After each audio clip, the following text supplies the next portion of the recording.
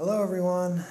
I'm obviously back a bit earlier than I thought I would be, sort of.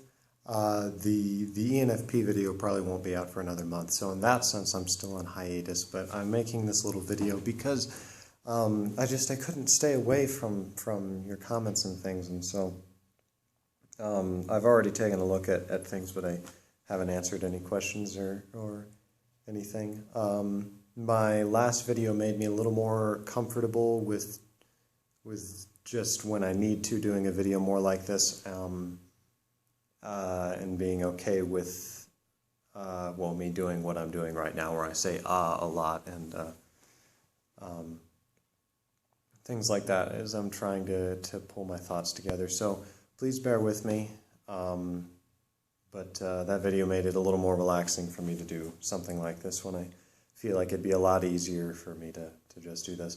So I just wanted to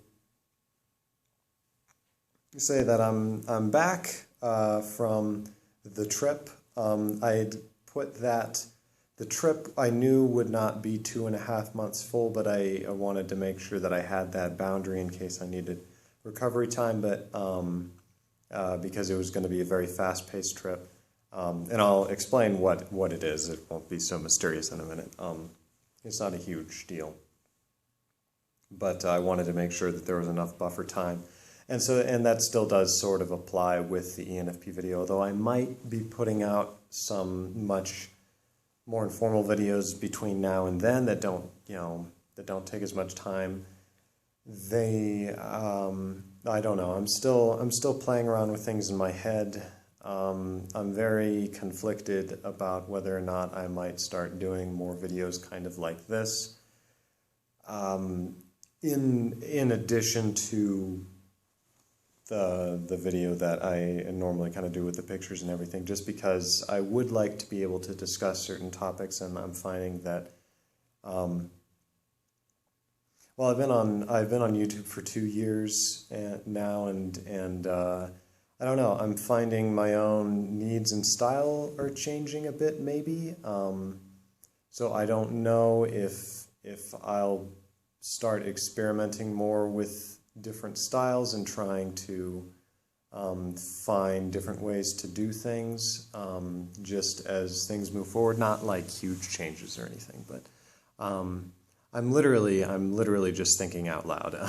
So it's totally okay if you get bored and turn off this video. I'm not obviously nothing that I do is monetized, so I'm not doing it for that. Trying to do it for you guys, but so I do apologize. This is very freeform, and I apologize for that every time. But what was I talking about? Oh yeah.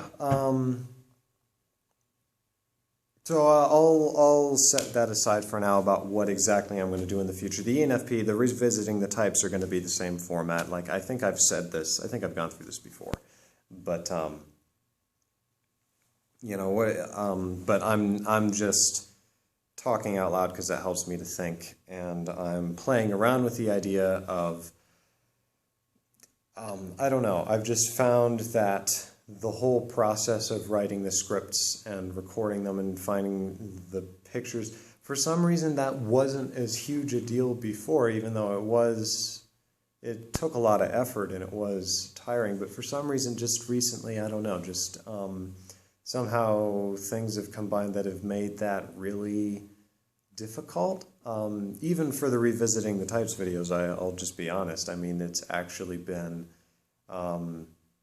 that series has just taken a lot out of me for some reason. Now I'm going to finish it, and I enjoy doing it. I find it very useful for me to do it, if anything, just so that I feel like I'm able to, just for a lot of reasons. So I'll still be doing that. Anyway, I'm just going to set it aside, and you must understand how much willpower is going into me not just pressing that stop button and saying, okay, I'm going to redo it all over again and do it better. I'm not going to do that with this kind of video, because this is just a video log, and I'm rambling, and it's going to be way longer than it needs to be. But the reason this video is going to be gosh dang it. Yeah. You're probably going to be wondering, because I was going to entitle this video, well, I was going to entitle it Michael Pierce Went to Europe. I'll probably change that, because for the first 5 minutes, 5 minutes of this video, I haven't mentioned anything about that. Because I just wanted to talk about that. So if, really if you've been here, I'm so sorry, because if you've been through this video all the way up till now, I'm so sorry. Really, it's just the fact that the video is there is the important thing, just to show that, hey, I'm back. That's why I'm answering comments. I don't know, I just wanted to make it official so people weren't like, he said he'd be out of the office, why is he answering questions? Yeah, I'll be getting back to more of that. And just on that note, I'm really resisting the urge to just stop this and redo it. Because I like everything to be nicely ordered in my videos. That's what I wanted to say. I wanted to say thank you all for when I put up the video for the little hiatus. I mean, just lots of love. Thank you. I do really appreciate it, and I really appreciate you guys' support. I just want to keep on saying that. Thank you very much for understanding and bearing with me and stuff. I really do appreciate it. Now back to the Europe part. I'm not going to just talk a little bit about what the heck that's all about. So the trip was with the school. It was not a study abroad in any sense of the word. It was a tour. It was about 4 weeks long. So I literally left just a few days after putting up that video, and I literally got back just Wednesday. And traveling and stuff made it more like I didn't really get back until like this morning, if you want to put it that way. But I was planning on taking some more time, and I kind of am. I don't know, really. I got back, and I immediately went on the channel and started looking things up. I didn't really want to stay away, and through the whole trip, just in my spare time, I was thinking and mulling a lot of things over with typology, and I've been taking time to sit down more than I have before, and really try to do a much better job of keeping myself up to date on what other people are posting in the community and other videos and things. That's something that I personally felt that I haven't done as good a job with, just because it's I think it can be explicable as just an INFJ thing for me. It's hard for me to appropriate information. It takes me a long time to digest, but I feel like I've been able to get over that a little bit, and I'm trying to become more familiar. I'm already familiar, but try to really sit down and watch more videos. Anyway, that's just a side note. I don't like doing this, but at the same time I want to, because I don't want to sit down and do a script. I don't know why. I keep mentioning Europe, so I am going to get to that. So yeah, it was a trip with the school that I went to Europe. I didn't mention that specifically just because of privacy and stuff, but excuse me. I'm just mentioning it now because I've already gone. And also I didn't want, because I know I have some viewership in parts of Europe I'd be visiting, and but it's such a fast-paced trip, I just didn't want there to be any awkwardness of, oh, holy crap, you'll be in the same city. Do you want to say hi or something? And I'm like, yeah, I kind of do, but at the same time, I won't have time. Also, I don't know you, and it's over the internet, so No offense, but I don't know how else. I'm sure you guys, you know what I'm talking about. But anyway, I'm sure I didn't even pass through anywhere you guys were. But we went running all over Europe, and it was a humanities style tour. And so I wanted to go just because I wanted to go to Europe, because I've never actually been outside of America before. I've never actually crossed the border before. And so I'm like, I want to do this. I've got an opportunity. It was very fortunately affordable option for me to do this. And so I was very glad I could go do that. And I was able to visit, my favorite part of the trip by far was the art museums. And I kind of already figured that'd be the case. I didn't even go see the Eiffel Tower because I don't care. I saw it from a distance. I saw it while I was on this, over by the river, and I looked at the trees and I said, oh, look, there's the Eiffel Tower. Okay, I'm good. I can tell people I saw the Eiffel Tower. But what I loved was the art museums, and by far, I think the top highlights, I made a little list for myself, but the top things that we did in Europe that I loved was there was an exhibition at the National Gallery in London that I was able to go to that featured, well, it wasn't an exhibition, it was a permanent part of the collection, but, you know, a part of the museum that was displaying original Van Goghs. And Vincent van Gogh is one of, if not my favorite painter. Perhaps that's cliche, but I don't care because he deserves it. Because I don't even know why. I just love Van Gogh. There's so much character to the paintings, and being able to see those in person, that was something that I had in mind that I really wanted to do if I was going to Europe. I wanted to see, and there are Van Goghs in America, but I mean, there's ones in Europe too, and there's one in particular, wheat field with cypresses, that there's three of those. One of those is in New York, actually, so I guess I could have seen it there, but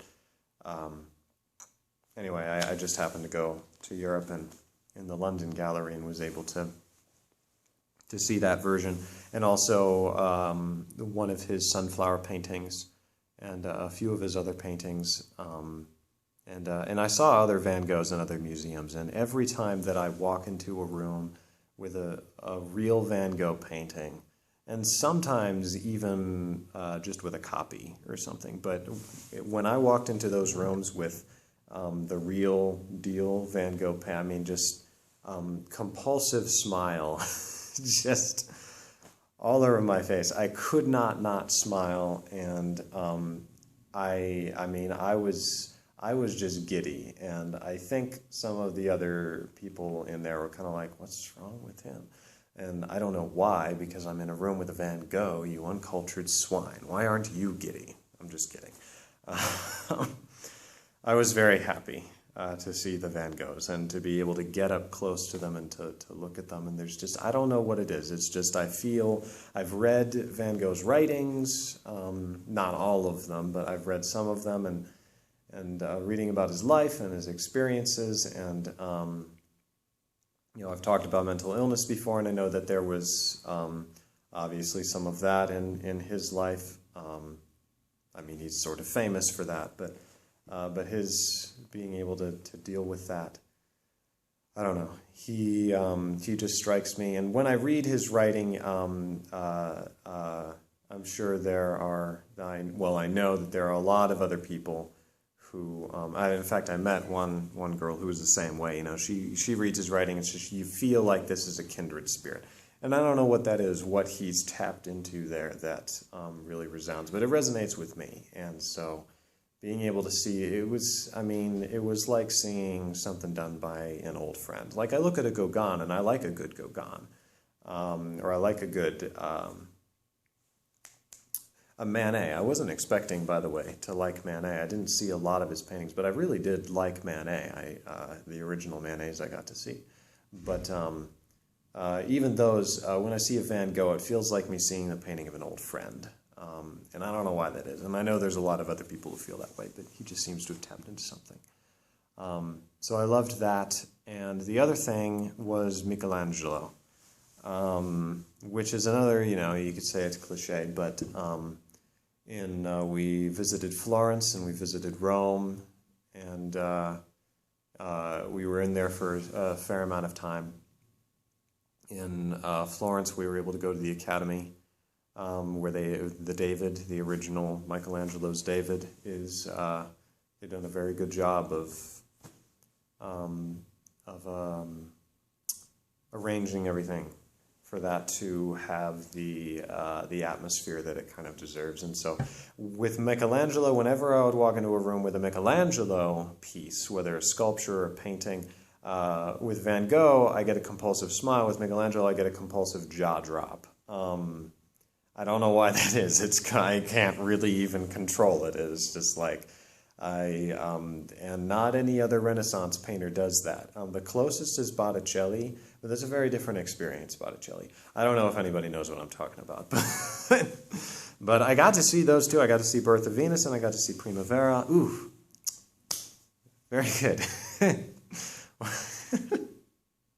One might even say delicious. Okay. Oh, whatever. I did like the Botticellis, but Michelangelo, I don't know what it is, man. I saw the David, and people talk about the David as though it's like an anatomical textbook, and that's what's amazing about it, even though it was intentionally disproportionate. I mean, the hands are way too big. And people know this. I mean, you can't not notice that unless you, are not paying any attention. And heaven knows I sometimes don't notice those kinds of things. But his hands are, way too big. And as I understand it, the reason for that is because originally it was supposed to be up on top of a building. I need to check that, though. But I'm pretty sure it was supposed to be way high up. And so that's a practice common for sculptors, especially then, is to mess with the proportions so that when you look up at it, it looks like it's in proportion, because if you do it in proportion and put it up there, then it'll actually look like, because you're straining to look up, the head will look way too smaller, the hands will. I don't know, honestly, though, why. I don't know. It's not proportionate. The hands are too big. That's the thing I noticed. And honestly, I think he looks a little stocky. A lot of people say that I don't know if I'm just crazy, but the Michelangelo, when I looked at him, and in photographs, I would look at him and think to myself, yeah, this is like a ridiculously perfect human figure, or male figure, totally idealized, and there's no way that David looked like that at his age when he's supposed to have slain the lion. But looking at him in there, all of that just kind of disappeared. And I don't know if I'm crazy, but looking at the actual David, none of that really stood out to me. He didn't even look like that ripped, which anyone will probably think I'm crazy for thinking about that. But that's just honestly what I thought. I didn't think he actually looked. I mean, he's very well toned. Obviously, he's very muscular. But I've seen guys who were that muscular. Well, I haven't seen their abs, but that sounded really weird. Anyway, I've seen guys who easily could be that muscular, who were about that age. Anyway, he struck me as a youth still, and I don't know why that was. But just looking at the David, I loved how, and I don't know how else to say this, he seemed cartoonish to me in every good sense of that word, because the face was so chiseled and so sharply defined, all of the features, that there's a storm outside, so that's why you're hearing a little clatter. Oh, good grief. Okay. That's a tree branch. Like we've got a hurricane over here. Anyway, I wonder how many of you guys have played the game of Where's Michael? Where does he actually live right now? Can we check the weather to see, okay, there's a storm going on outside. Let's see if we can figure out. Oh gosh, one of you guys is going to actually do that, aren't you? And I'm very private about that. Anyway, what was I talking about? Michelangelo. I was just ranting about it. I don't know how many of you have watched this far in the video, but ideally, this is the kind of thing that, you know, while you're like, I don't know, playing video games or something, you could like put on your headphones and just listen to me rant. That's really flattering if you do that.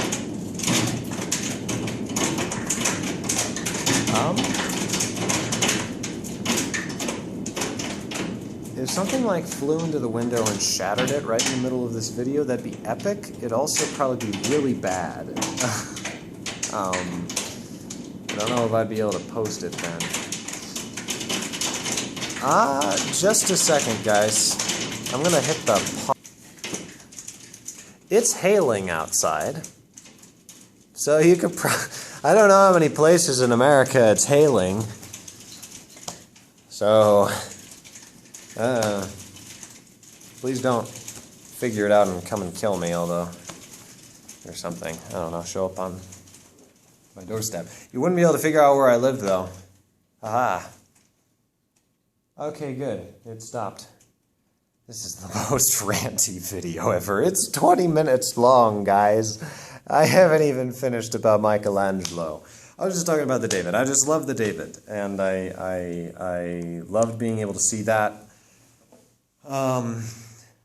I didn't really like the Vatican Museum, not because the artwork was wonderful, and that's part of what was horrible about it, is because there's so many people there, and that was something this trip helped to teach me, is that I don't like crowds. I already knew that, but I really don't like crowds, guys. I did not like the Vatican Museum. I had a poor friend who felt obliged to try to help me not, like, break down or something in there, because it was just like, ugh, I don't like all the people.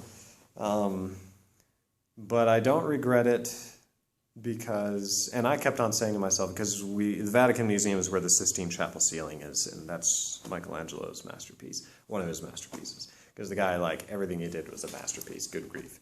But the Sistine Chapel ceiling, and we had to follow this long group.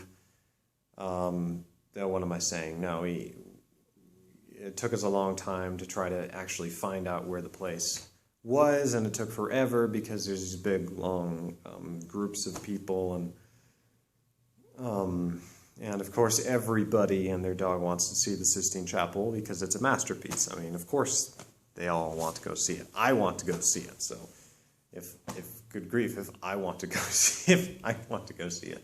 I don't know what that's supposed to mean. The point of this story was supposed to be funny, but I've kind of ruined the joke because I just sort of rambling. But, I mean, I keep on saying this had better be worth it. And I was really skeptical. Everybody wants to go see the freaking Sistine Chapel ceilings are so mainstream. All trying to be hipster or whatever. More I just didn't like the crowds. But anyway, we come up to the doorway, and I glimpse through the doorway, through several people's heads, one of the figures on the ceiling. And just, like, compulsively, I don't know what it is, I just immediately am like, I take it all back, it's all worth it, it's all worth it. I go through it 10 times. Michelangelo, you are amazing. I don't know what this is, what is this thing that you do to me, Michelangelo? I go in there and I'm just like staring. And I was really depressed because I did not like that room.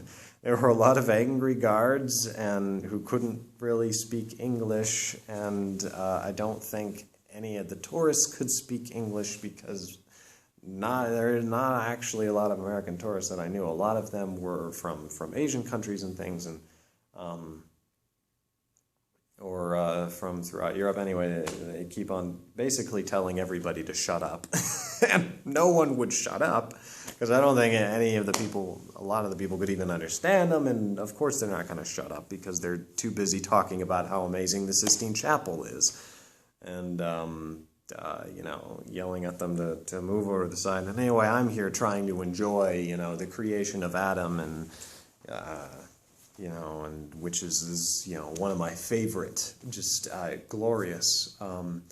And by the way, going in there, I had it in my head that, you know, I've built it up too much in my mind. This is not going to blow me away. I'm going to have low expectations. I get in there and I'm like, oh my gosh, this is like perfect for me. Just something, I think that's what it is with Michelangelo, is just somehow his proportions and his sense of his just whole style and his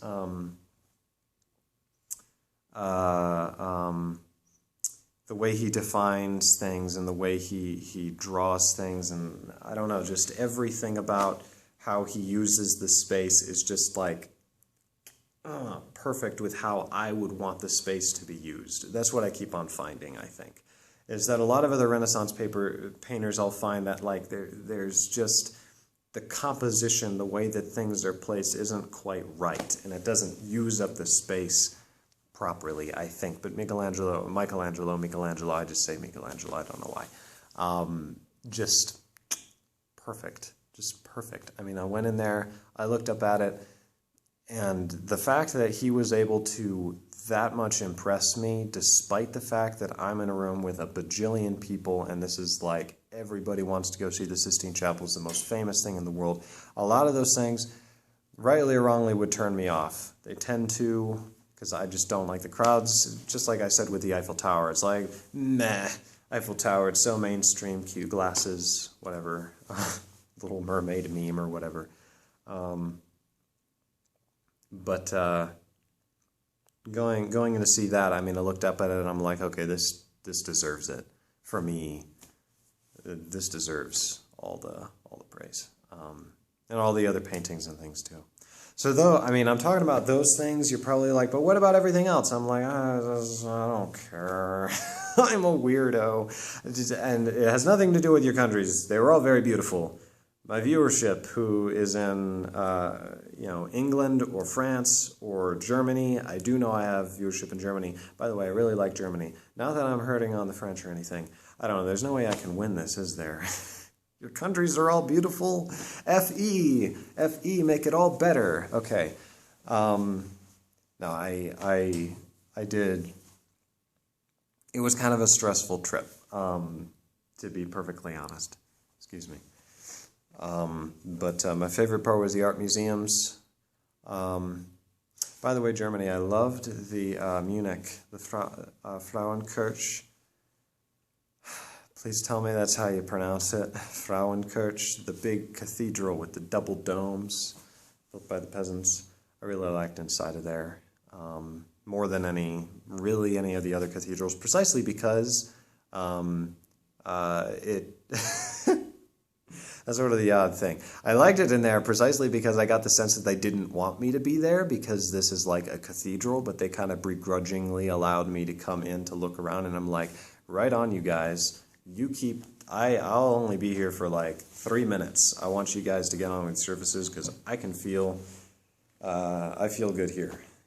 This feels like this is a working cathedral.